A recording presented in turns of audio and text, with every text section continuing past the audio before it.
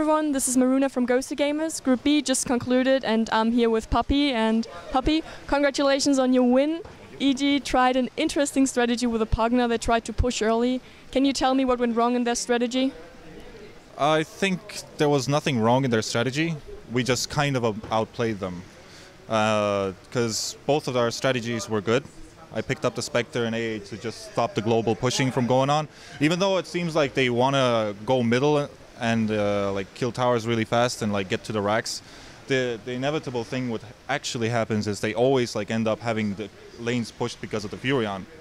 And that's what kind of happens. Because you have all these Pugnas and Kalos that blast waves and stuff, and you know we lose all of our lanes, and that's why they can go easily middle. But at this point, our Bounty Hunter and AA were always sniping heroes that were trying to get some key items or trying to like split push. And well, most of the heroes were really good against their push since we got levels up really early. So that's about it. So you won all your games rather convincingly. Did you expect that? I expected 2-0 to be convincingly. I wasn't expecting EG to be so convincingly, but it was kind of an all-in strat anyway. So if it didn't work at the start of the game, it's not going to work in the end of the game. So it went how it went, you know. So you qualified to the playoffs now. Is there any team you'd like to meet, any team you'd like to avoid for the first game? No, not really. If we're going to have to win, we're going to have to win everybody. Actually, I interviewed Fluff yesterday and he said he'd like to avoid you. What do you think about that? I guess we've been playing rather well lately, so people are maybe scared of us, but you know it doesn't really matter because we have had a good run, and that's what we're trying to do here. We're trying to have a good run in DreamHack before we go to China to show that we are able to maybe do something here. Maybe we won't go far, maybe something up we will choke or something like that, but it doesn't really matter. We've had a good run. I was actually about to say you're going to China next week. What is your team going to do there? We're going to play the Alienware Cup tournament, but it wasn't really a plan to play the Alienware Cup tournament. We just wanted to go to China. So you're going to bootcamp there. Is that you're going to be your final bootcamp before the international, or are you going to bootcamp once more? We're definitely going to bootcamp once more. Do you think that you can bootcamp too much? Because I've talked to Synderen from Mouse about this, and he thinks that if you bootcamp for 2 months straight, that it's just going to be too much, and you're not getting better from that. I think you need to have the different mentality to start out to do a 2-month boot camp. It can fry a lot of people's brains out. It totally can. But the fact is, like, I see Fnatic are doing it, and Fnatic has been a long time team already. Like, they know each other so much that it's not like they're some kind of Quantic or Liquid. They don't know each other that well. But Fnatic has been through all the Han years and stuff and so many things. So I guess they know they can do it. I wouldn't suggest it to many of the teams because I think it just, you know, Europeans and Americans, we have a different type of life. We can't do it like Koreans or Chinese. We don't, there's no like, this is the thing that I need to do my whole life or not.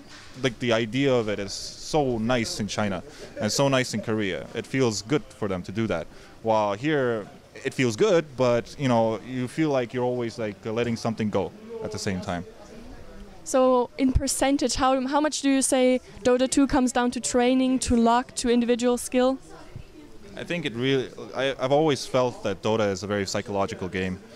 The way that EG screams at you when they get a kill, you know, you can feel it. You can really feel it, and it's psychological. And you start playing worse when you hear that stuff, and that's pretty much it. It's a psychological game, and it always has been, because there's so many things in the game that are very unknown. Like the map is unknown. It's in the fog of war. You don't know what's happening. It's psychological. Like you could be always visible. You cannot.